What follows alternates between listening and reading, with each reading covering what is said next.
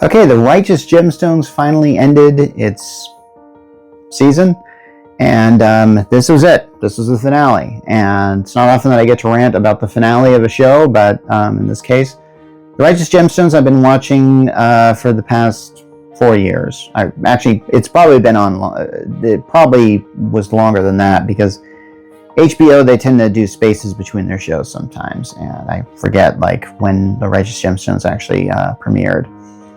If you're not familiar with the Righteous Gemstones, it actually is kind of an interesting premise.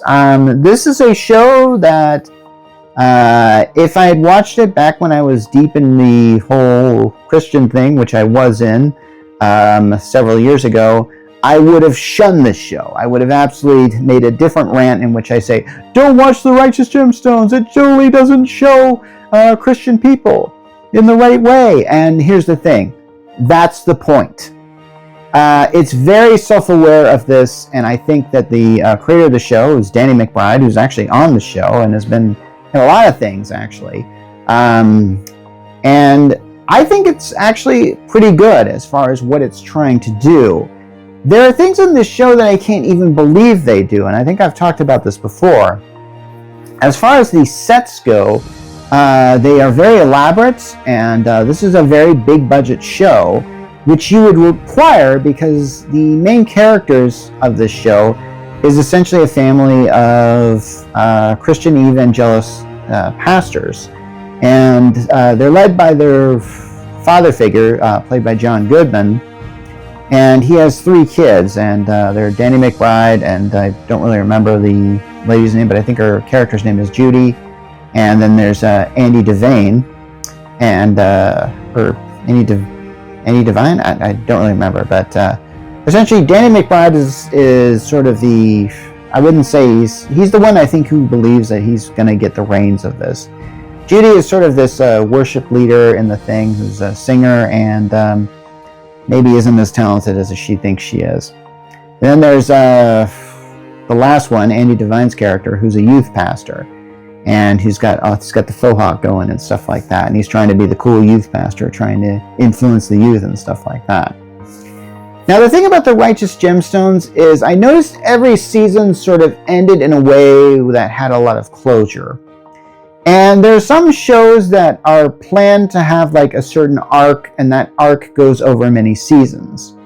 With the Righteous Gemstone, they would usually introduce some story arc early in the season, and then bring it to a close by the end of that season. And I think the reason why they did that is probably to play it safe, because something tells me this show was very expensive to do, and that maybe the creators didn't know if they were going to get another season on it. It looks like they finally just sort of cut it off, and actually I'm very surprised John Goodman was on this show. I think he was actually doing the Connors at the time. So he was kind of doing double duty, plus he's just sort of got John Goodman. He's in a lot of things, isn't he? Got himself in good shape, I gotta admit. So yeah. The thing that I really enjoyed about this show is it shows that these guys, who are essentially supposed to be these Christian pastors and role models, are really horrible people in real life, as far as like when they're not at the church and when they're not doing the preaching and stuff. And I think that there is a lot of truth to this. And obviously this show is meant to be a commentary on the hypocrisy of Christianity. And that makes a lot of sense. Let's just put it this way. Christianity is probably the religion that's most used by the 1%, okay? And I think we all know how it's being used in the Trump administration. Maybe not in a way that the MAGA people actually believe it, or they certainly don't practice what they preach, and the Righteous Gemstones goes really not too much out of its way to show this. Let's see. So as an example, I think in the first season, the main character, or Danny McBride's character, had to deal with somebody who was blackmailing him with certain things, because they showed that he was at a party in Las Vegas with like cocaine and hookers and stuff like that.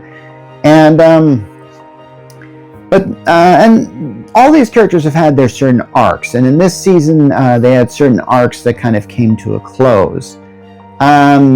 When it came to the character of Danny McBride's character, I'm not really certain what he was really going through now that I think about it. I think a lot of the cases... Oh yeah, there was this issue where... Because one of the things about this show is that the three kids here, they were constantly acting like children. And they are spoiled brats who've essentially inherited their father's money and ministry, and they're just playing, really. They just go to church and they just give little orders and they do stuff. They do whatever the heck they want. That's really what they do. And so we've seen the one character, I think his name is Calvin, I think. I don't know. I can't remember. Andy Devine's character, but he's recently come out of the closet, or he's come out as a gay man and a gay Christian man. And so as a result, he's been kind of shunned by some of the larger Christian community as a whole. And during this season, there's sort of like a Most Righteous Christian award or something like that. And of course, if you know anything about Christianity, having that idea of that is completely stupid.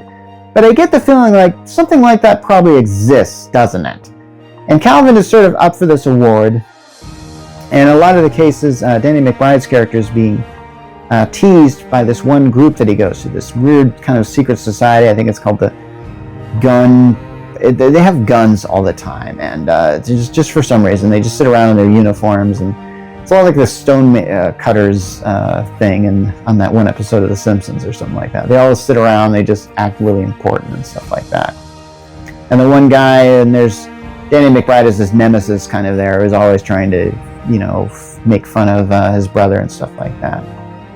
As for Judy, her husband had an accident while he was doing pole dancing, and yeah, that was kind of the thing. And as a result, he was in a wheelchair for a little bit, and while he was in a wheelchair, he had this monkey, and this monkey was sort of like terrorizing Judy. It wasn't a very good subplot, I thought. It wasn't really funny, and I kind of got the feeling like at some point the monkey started throwing things at Judy, and I thought he was like throwing his feces or something like that, and I kind of like and it turned out he was throwing like food or something like that. And I kind of going like, I was actually surprised, considering the level and edge that the Righteous Gemstones goes to, why wasn't he throwing his feces? I kind of went like, this is one of those times where I questioned like, why didn't you do that dirtier than you normally do it? It's weird that I was actually questioning this. Now I'm going to get into spoilers here because there was a lot of plots that just kind of didn't really go anywhere. Walton Goggins' character is known as Baby Billy, and he's kind of the brother of the wife that John Goodman used to be married to, and his wife passed away a long time ago. And we see often through flashbacks that the wife on this show was actually a very good person and was really trying to do basic good ministry, very Christian-like ministry. I got the feeling like it's implied that after she died, the whole thing just kind of went really greedy and just full of avarice. So Baby Billy shows up on this show, and he has this show called Teen Jesus or Teen Just, and it seems like he's ignoring his family for it. And at the end, he just kind of goes back to his family. That's really it. Nothing really important there. There's also a subplot with John Goodman's character is trying to get together with this one lady, an old family friend, but the kids don't like it, and they go from like accepting it to one episode to rejecting it to the next one. I didn't really like the way that was handled. I kind of felt like that seemed kind of up and down on that. I kind of felt like if this had better writing, you could probably do this with a bit more subtlety, but I don't know, it really didn't do that. Now, if you watch The Righteous Gemstones, I'm going to get into spoilers, it seems like there's always some character coming after them that wants them dead. In this case, there was some guy who did want them dead, and this is where the show actually got really good. There's an episode where the three main characters manage to shoot this guy in self-defense, and as he's dying, he wants a prayer, and these characters come together and they pray for him, and it's legitimately great because it's a legitimately spiritual moment that you really get the feeling like these characters should already be masters of, but this is like the first time they're doing it. And it really was good. And I actually kind of wanted to see like a bit more of this now, because I kind of felt like, wow, maybe they're going to actually be very great spiritual leaders from now on. That also practice tolerance too. Anyway, you might want to check this out if you haven't seen The Righteous Gemstones yet.